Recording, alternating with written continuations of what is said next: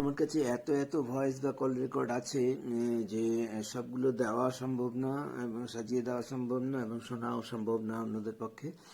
বাছা বাছা কিছু দিচ্ছি, কিছু কিছু অংশ তুলে দিচ্ছি যেগুলো রিলেটেড টু আমার এই বিহার এবং চুরি অত্যাচার ইত্যাদির সঙ্গে রিলেটেড। তার মধ্যে আমি প্রথমেই যেটা দিচ্ছি সেটা হচ্ছে HR ম্যানেজার আরবিওর যে ডিলিং অফিসিয়াল আমাকে সাহায্য করেছিলেন, ভাগ্যিস ওনার সঙ্গে ঘটনাচক্রে কথা হয়েছিল। এটা 21শে আগস্ট আমি মালদা বেঞ্চে বিহারের অ্যাপ্লিকেশন সাবমিট করি, আর পুরো আগস্ট পার হয়, সেপ্টেম্বর পার হয়, অক্টোবরের 4 তারিখে আমি যোগাযোগ করেছিলাম স্থানীয় যে প্রশাসনিক অফিস আরবিও, সেখানে ডিলিং অফিসিয়াল উনি আমার সঙ্গে কথা বলতে চান এবং যে কথাগুলো হয়েছে ইম্পর্টেন্ট, কিভাবে আমাকে পাঠাচ্ছিল না, আটকে দেওয়ার জন্য চেষ্টা করেছে, সব দিক দিয়েই বদমাশি আমার এগেনস্টে।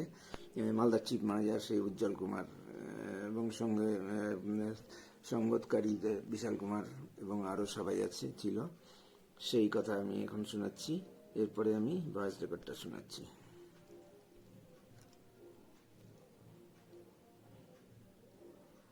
না না, আমাদের HR সাহেবের সাথে কথা বলা না।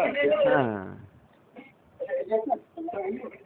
হ্যালো। হ্যাঁ স্যার, আমি দেবব্রত দাস বলছি।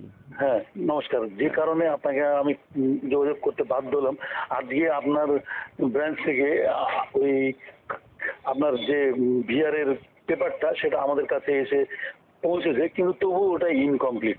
আমি যে কারণে আপনাকে আমার দু একটা কথা, আপনি কি সত্যি সত্যি বিহার নিতে চান কি চান না? একটু একটু একটু স্যার, একটু হ্যাঁ বলুন, একটু ডিস্টার্ব দিয়েছিল। হ্যাঁ, আপনি কি বিহার নিতে চান না চান না? হ্যাঁ চাই। Very good.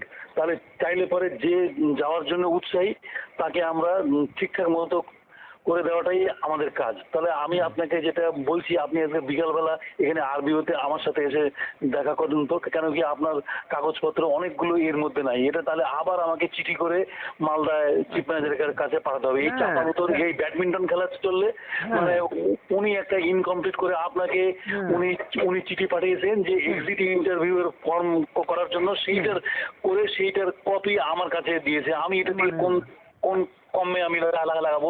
এগুলো কাগজ যদি আমার কাছে ঠিক মতো না হয় তাহলে কিন্তু আমি আবার একটা ফরওয়ার্ডিং করে আর্মি স্যারকে দিয়ে সই করে আবার মালদা ব্রাঞ্চকে পাঠিয়ে দেবো। কিন্তু আসলে এই পিংপং খেলার মধ্যে আপনার ভিআরটা কিন্তু আটকে যাবে। আমার যেটা সেই কারণে বললাম, আপনি যদি ভিআরটা যদি একদম কনফার্ম নেবো আমি, তাহলে এরকম করলে আমি কি করতে পারি বলুন তো?